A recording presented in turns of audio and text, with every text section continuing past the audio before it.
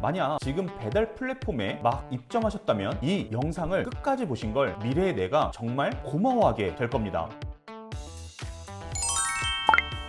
오픈 90일이 지나면 가게는 크게 두 가지 모습으로 갈라집니다. 리뷰가 쌓이고 단골이 생기고 알고리즘이 밀어주는 가게, 그리고 신규 마크가 사라지는 순간부터 조금씩 서서히 묻혀가는 가게입니다. 매출도 비슷합니다. 어떤 가게는 90일 뒤에 자산처럼 리뷰가 쌓여있고 어떤 가게는 공백과 불안만 남습니다. 둘의 차이는 음식 실력이 아닙니다. 신규 마크가 달려있는 90일 동안 뭘 했느냐에 갈립니다. 제가 얼마 전 한 사장님을 만났는데 닭갈비 가게를 운영하시는 분이었습니다. 오픈한 지 딱 3개월 됐을 때 저한테 이런 말씀을 하셨어요. 저 처음에 입점하고 나서 그냥 기다렸어요. 맛있으면 알아서 손님이 찾아오겠지. 그분 가게 실제로 맛있었습니다. 제가 먹어봤는데 진짜 맛있었습니다. 근데 리뷰가 12개였어요. 90일이 지나도 12개고 그 옆에 비슷한 닭갈비 가게는 리뷰가 340개였습니다. 음식 퀄리티는 솔직히 거기서 거기였는데 소비자들은 어디를 클릭했을까요? 물어볼 것도 없잖아요. 그때부터 저는 여러 사장님들한테 물어보기 시작했습니다. 리뷰가 잘 쌓인 가게들 진짜로 뭘 다르게 했는지 공통점이 있었습니다. 리뷰를 기다리지 않고 리뷰가 쓰이는 환경을 만들었다는 겁니다. 소비자들은 원래 리뷰를 잘 안 씁니다. 배달 받아서 맛있으면 그냥 먹고 끝인데, 근데 뭔가 특별한 게 있으면 달라집니다. 사진을 찍고 싶어지고 한마디를 남기고 싶어 합니다. 그 특별함을 만드는 게 90일의 핵심입니다. 제가 만난 또 다른 사장님은 떡볶이 가게를 운영하셨던 사장님인데 처음에는 그냥 일반적인 용기에 담아서 보냈습니다. 평범하게. 근데 떡볶이 리뷰 중에 이런 게 있었습니다. 맛은 있는데 사진을 찍을 게 없다고. 처음엔 무슨 말인지 이해가 안 되셨었는데 맛있으면 됐지, 사진을 왜 찍어 싶었던 거죠. 근데 그게 아니었습니다. 지금 소비자들은 배달 음식을 받는 그 순간을 하나의 경험으로 느낍니다. 뚜껑을 열었을 때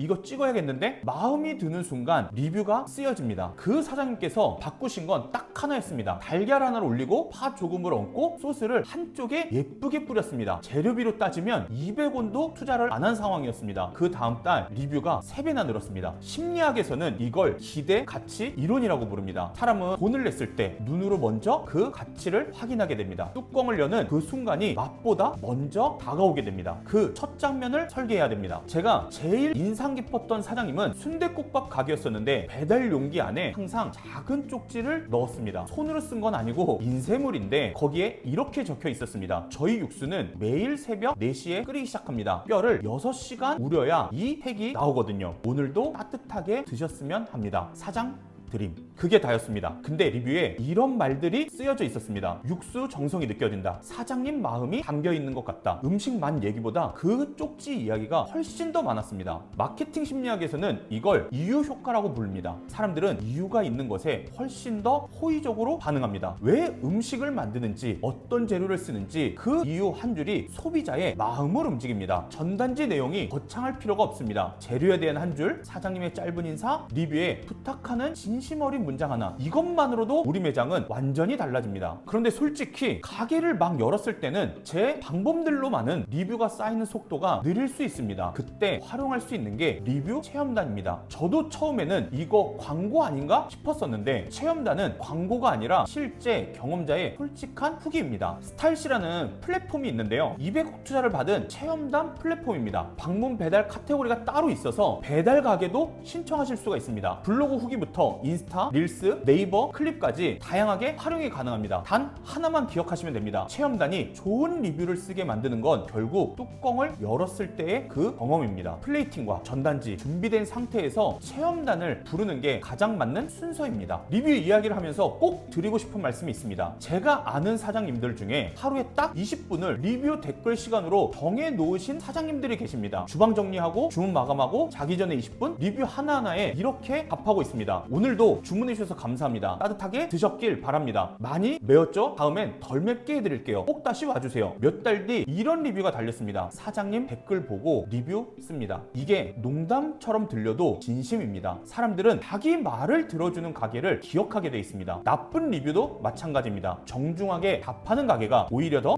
믿음직스럽게 보입니다. 실수를 인정하는 사람들은 더 좋아하게 돼 있습니다. 리뷰를 쌓으면서 동시에 해야 할 일이 있습니다. 제가 교육을 운영을 하면서 정말 많이 보는 실수가 다들 음식에만 집중을 하고 있습니다. 정작 내 가게 주변 상황은 전혀 모르고 있는 경우가 너무나 많습니다. 한 번은 사장님께서 족발 가게였는데 가격을 얼마로 해야 되냐고 물어보셨던 경우가 있는데, 저는 다시 한번 사장님께 되물었습니다. 사장님, 우리 동네 족발 가게는 금액은 확인해 보셨나요? 근데 사장님께서 정하신 가격 때문에 주변 매장 가게에는 신경도 안 쓰고 계셨습니다. 그 사장님의 족발 가격이 주변 매장들보다 3,000원이나 비쌌습니다. 근데 메뉴에는 전혀 가치 설명이 없었습니다. 배달 플랫폼은 모든 정보가 공개가 되어 있습니다. 경쟁 가게의 메뉴, 가격, 리뷰 이벤트 다 쉽게 확인할 수가 있습니다. 이걸 보지 않으면 우리 매장만 손해입니다. 내 배달 반경이 3km인데 같은 아이템을 파는 가게들을 골라서 아래의 것들을 계속 확인해 보셔야 합니다. 첫 번째는 영업시간. 경쟁사가 새벽까지 하는데 우리 매장은 10시에 닫고 있는지, 두 번째로는 인기 메뉴와 그 인기 메뉴의 가격을 확인하셔야 됩니다. 같은 음식인데 우리 매장만 비싸다면 그 이유가 소비자에게 전달은 되고 있는지, 세 번째는 사이드 메뉴와 음료입니다. 어떻게 구성해서 객단가를 올렸는지, 네 번째로는 쿠폰입니다. 음식 배달, 가게 배달에 쿠폰은 얼마 이상의 얼마를 해놨는지, 퍼센테이지로 해놨는지, 이런 것들을 확인하시고, 마지막으로는 리뷰 이벤트도 확인을 하셔야 됩니다. 리뷰 작성 시 무슨 서비스를 주는지를 확인을 하셔야 사장님들께서 남다른 결과를 만들 수 있습니다. 이걸 시트에 정리해두면 우리 매장에서 어떻게 해야 되는지, 내가 잘하고 있는지 못하고 있는 건지 확실하게 보실 수가 있습니다. 한 가지 재밌는 사례가 있는데요. 경쟁사 분석은 내 상권 기준으로 해야 되는데 가게 소개 글은 오히려 전국을 보는 게 낫습니다. 배달 앱에서 같은 카테고리 리뷰 많은 가게를 소개 글을 보시면서 뭔가 느껴지는 게 생기실 겁니다. 이 가게는 왜 끌리지? 그 언어를 참고해서 내 언어로 다시 쓰시면 됩니다. 중요한 건 세 가지입니다. 어떤 사람이 운영하는 가게인지, 이 음식을 파는지, 손님한테 어떤 경험을 주고 싶은지, 사람이 보이는 가게가 더 기억에 남습니다.